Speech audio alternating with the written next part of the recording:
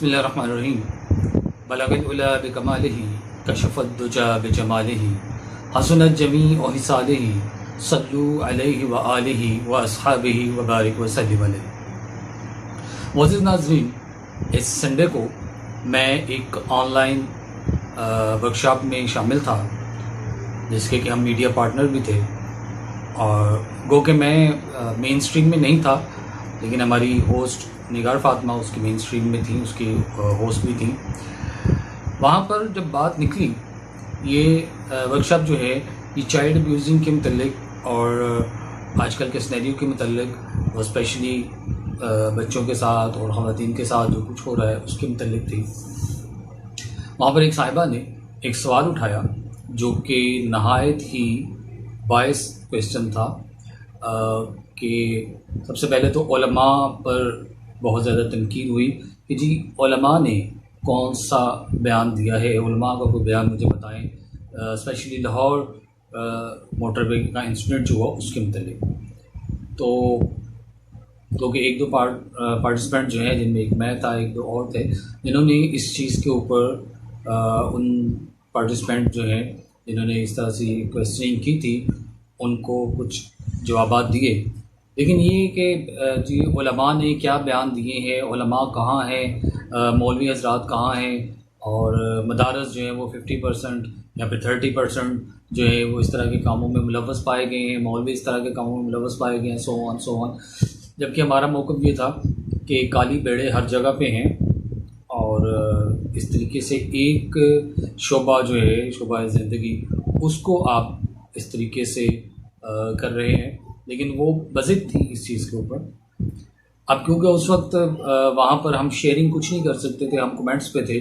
On line جب کوئی work shop وغیرہ ہوتی ہے تو وہاں پر تو ابھی میں اپنے اس پروگرام کے توسط سے، ابھی یہ سنڈے کا پروگرام تھا لیکن اس سے 2 دن پہلے جمعے کو، اور اس سے 1 دن پہلے یہ ہمارے علماء میں کیا اس واقعے کے متعلق بات چیت ہوئی، ہمارے علماء کا کیا خیال ہے اس کے متعلق حضرت مولانا اجمل قادری دامت برکاتہم العالیہ نے خطبہ میں کیا فرمایا ہے، یہ ایک 10 منٹ کا کلپ ہے، میں وہ آپ کے سامنے پیش کرتا ہوں، اور کتنی واضح بات کی ہے، کتنا واضح پیغام دیا ہے حکومت کو بھی۔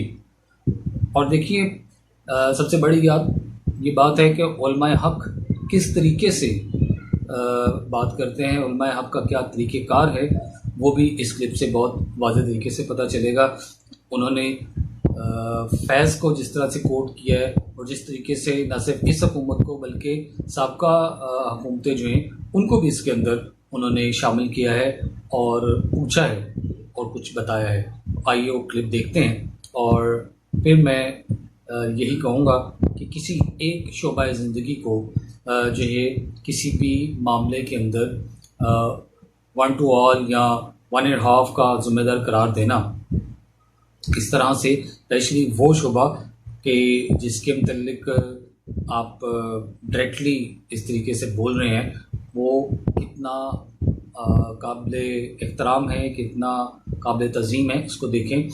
آخری بات کوٹ کر کے میں علامہ صاحب کا بیان جو ہے وہ آپ کے نظر کروں گا کہ آئی تھنک اشفاق صاحب کا قول ہے کہ مسلم ریاست کے اندر اسلام کے اوپر تنقید کرنا یا اسلام کو برا بھلا کہنا ایک بہت بڑا خطرہ ہو سکتا ہے، اس لیے اسلام پر تنقید کرنے والے اسلام پر نہیں، اسلام کے فالورز اور اسپیشلی مولویوں کے اوپر جو ہے وہ تنقید کرتے ہیں۔ تو آئیے سنتے ہیں مولانا اجمل قادری صاحب کو۔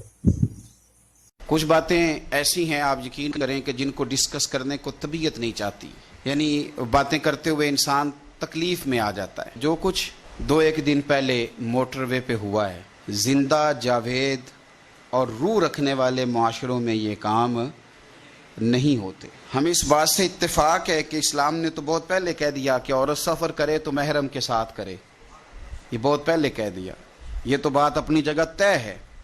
لیکن یہ ہے کہ کوئی غیر مسلم تو نہیں نا بستے یہاں، اور کوئی ایسا تو نہیں کہ لا قانونیت ہے، اتنا بڑا محکمہ ہے पुलिस का, कानून नाफिज करने वाले इदारे हैं, कहाँ चले जाते हैं ये लोग? अगर कहें कि जुर्म हो गया और हम गाफिल थे तो फिर भाई गफलत की तो बहुत बड़ी सजा है। किस बात के लिए इतना कुछ दिया जाता है, तनख्वाहें दी जाती हैं? और मैं कोई ज़्यादा पुरुम्मीद नहीं था बहुत सारी चीज़ों से, और मैं बड़ी देर पहले से कह रहा हूँ, हमारे यहाँ इस तरह होता है कि अपोजिशन के लोग भी किसी भी एक नुक्ते से आके फ़ायदा उठाते हैं और वो कोई एक नुक्ता छेड़ देते हैं, कोई किसी गवर्नमेंट की कमज़ोरी, तो उस पर ज़रा वाह बल्ले थोड़ी देर के लिए हो जाती है। इखलास के साथ इल्ला माशाल्लाह हमारी अपोजिशन ने भी हुकूमतों को किसी तरफ माइल करने को तैयार नहीं होती। और मैं तो बड़ा पीछे से बात करता हूँ कि वो जो 300 के करीब लोग जल गए थे कराची में, उनका इंसाफ हो गया?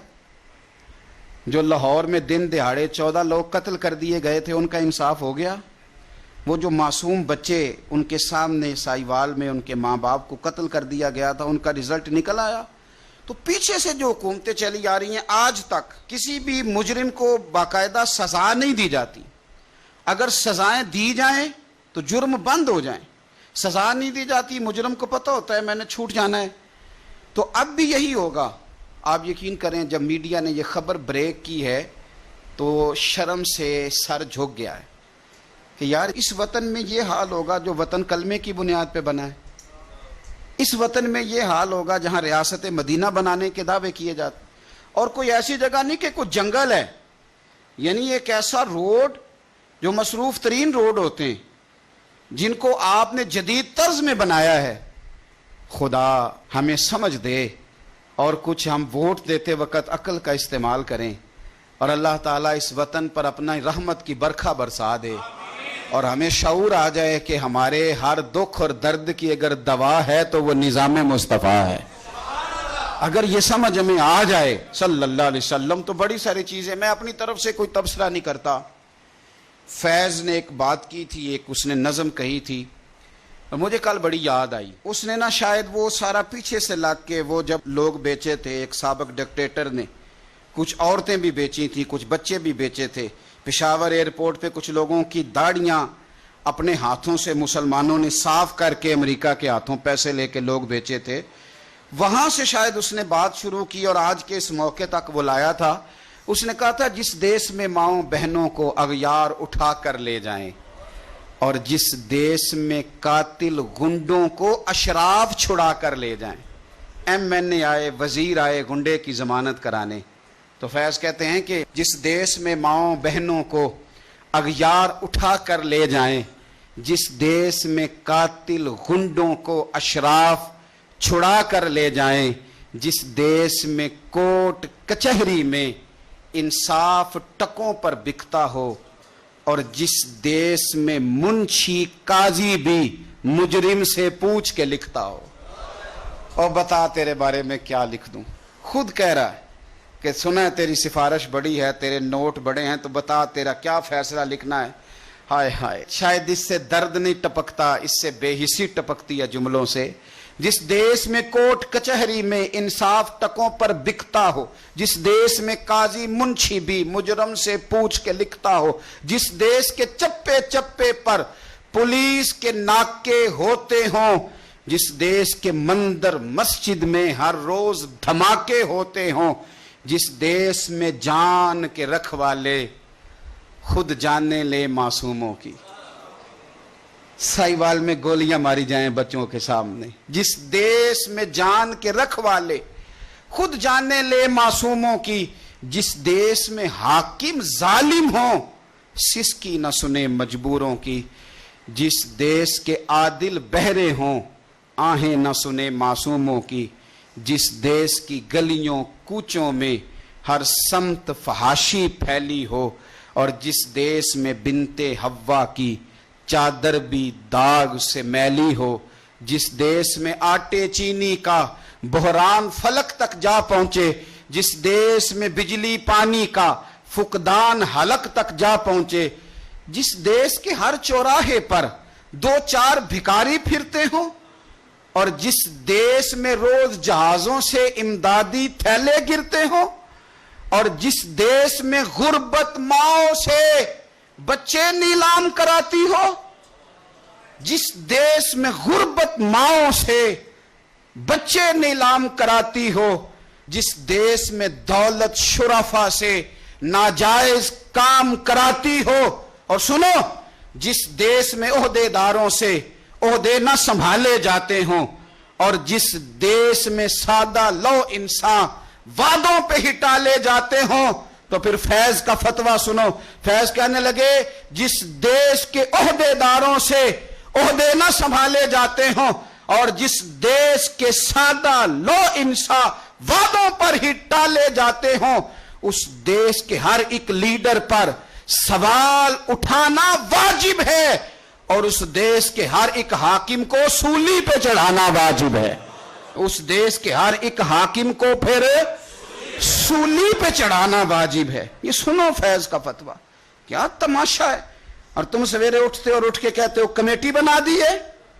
پوچھو اس ماں سے جس کی بیٹی سرے بازار رسوا کر دی گئی، اس باپ سے پوچھو وہ کس طرح انٹرویو دے گا اس کا بھائی، اور جب کچہری میں بلایا جائے گا اور جب سوال و جواب کیے جائیں گے، اور تمہارے تو پولیس کے اہلکار کہہ رہے ہیں وہ بی بی پہلے نکلی اکیلی کیوں، یہ تم جواب دے رہے ہو۔ اور کسی دانشور نے کہا تھا جس مقتول کا قاتل نہ ملے اس کا قاتل حکمران ہوتا ہے۔ نہ ادھر ادھر کی تو بات کر، یہ بتا کہ قافلہ کیوں لٹا، مجھے رہزنوں سے غرض نہیں پر تیری رہبری کا سوال ہے۔ کیا تماشا بنایا ہوا ہے، روز ایک کمیٹی نہیں بن جاتی ہے۔ بتاؤ کہاں ہیں وہ جو فیکٹری میں مزدور جلے تھے، بتاؤ ان کے مجرم کہاں ہیں۔ بتاؤ جو لاہور میں 14 لاشیں گری تھی، 16 لاشیں گری تھی، ان کو کس نے مارا؟ وہ جانوروں کا خون تھا جہاں دل کیا بہا دیا۔ وہ سائیوال میں جو میاں بیوی مار دیے گئے تھے، کیا وہ اس دھرتی کے پالے نہیں تھے؟ کوئی پرسان حال نہیں ہے یہاں، کسی کا کوئی پوچھنے والا نہیں۔ کدھر ہے وہ مجرم، کہاں تم نے ان کو سزائیں دی؟ آؤ میدانوں میں بات کرو، اور یاد رکھنا اگر تم جواب نہ دو تو پھر ہمارے پاس جواب ہے۔ پھر ہمارے پاس جواب ہے کہ جس مقتول کا قاتل نہ ملے اس کا قاتل، پھر ہمارے پاس جواب ہے۔ خدا سے ڈریں۔ اور میں نے بہت پہلے کہا تھا، پھر کہتا ہوں، ہمیں کوئی امید نہیں تھی، ہمیں پہلے بھی پتا تھا کہ نمبر پلیٹیں بدلی ہیں، انجن تبدیل نہیں ہوئے، اور نمبر پلیٹیں بدلنے سے گاڑیاں نہیں ہوتی، کوئی تبدیلیاں آیا کرتی۔